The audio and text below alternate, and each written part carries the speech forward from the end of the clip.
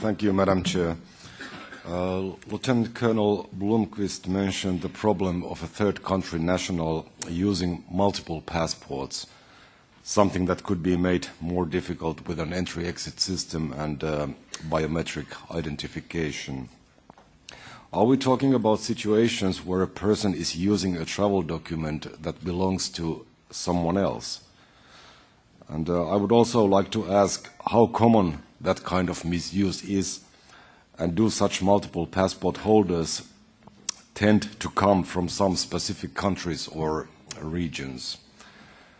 More generally, and referring to some comments made during yesterday's debate, I would like to add that there is a misunderstanding somewhere that the Smart Borders package adds new restrictions on entering the Union by third country nationals and thus contributes to a fortress Europe. As I understand, this is not the case. The tasks of the border authorities will remain the same, but without a technical update, those tasks must be performed in a less reliable and more time-consuming manner. Thank you. Okay.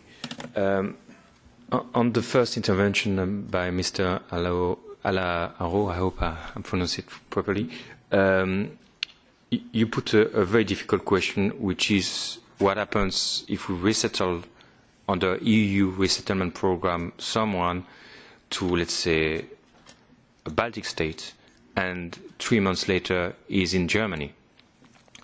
And in fact, what we are planning to do is to do a kind of contract with the people who are resettled. So we'll say, we will resettle you from these refugee camps in Jordan at the condition that you stay in the countries where you will be resettled.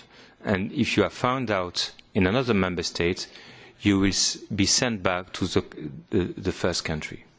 That's the only way we can do it. So we are looking at this issue, and in the pilot project, it will be one of the issues that we should monitor, which is secondary movement, whether there will be secondary movement or not. Because if we want to have this type of distribution key, we have to avoid the secondary movement, at least for the beginning. And we have to see, maybe like for the asylum acquis, that after a number of years, the person can then benefit from the free movement and go to another member state. But the first years, he has to stay in the countries where he will be resettled.